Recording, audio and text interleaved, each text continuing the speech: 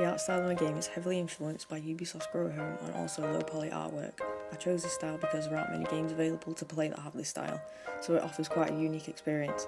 I also chose this art and modelling style because it enables you to be creative with abstract shapes and gives you the freedom to create assets that look aesthetically both stylised and realistic.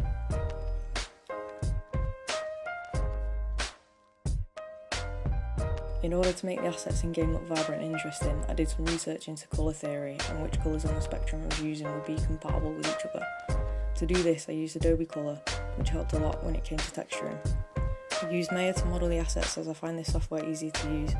I created the basic shape of each asset with smooth edges, then triangulated them and turned on hard edges, which allowed me to pull each vertex into the shape that I wanted. I UV'd most of the assets into squares as this was easier to do as I used block colour for the diffuse textures.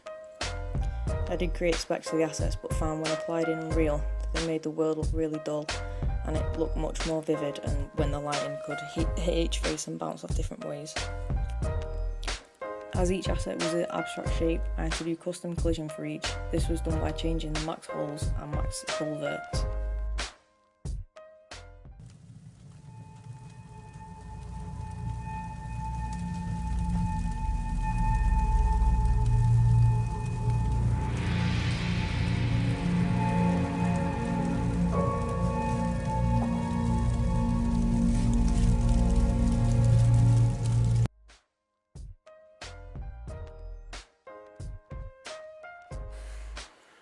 The overall aesthetic improved a lot from the first submission.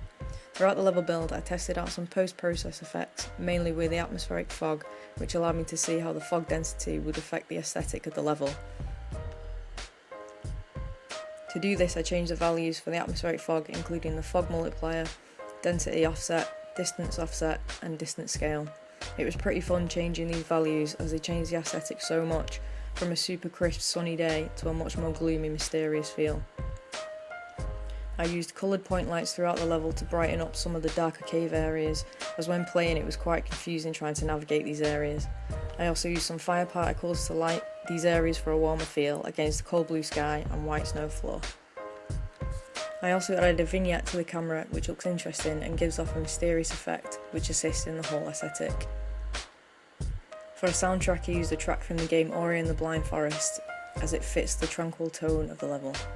There are also sound effects for rock doors closing, crackling fires, and one narration cue when the player reaches a temple upon the clouds. This level is designed to be the first level of this game instead of being a standalone complete game. In this level, players will learn how to time jumps, navigate difficult paths, how to trigger rising platforms, and how to control the character in future levels. This game is designed with major influence from Ubisoft's Grow Home 3D platformer gameplay.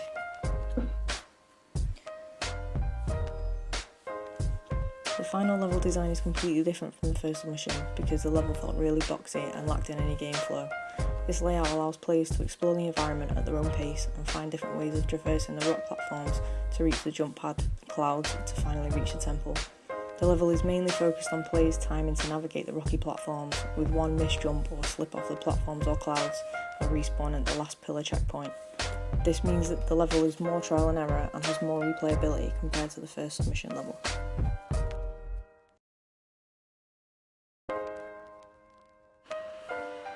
I switched my game from third person to first person because playing the game in third person wasn't immersive at all. This was done by copying the animation and character blueprints out of the first person template and pasted them into my game's content folder. I also hid the arms and gun because there were no use for them in my game, and also because they don't match my game's aesthetic and it just looked out of place.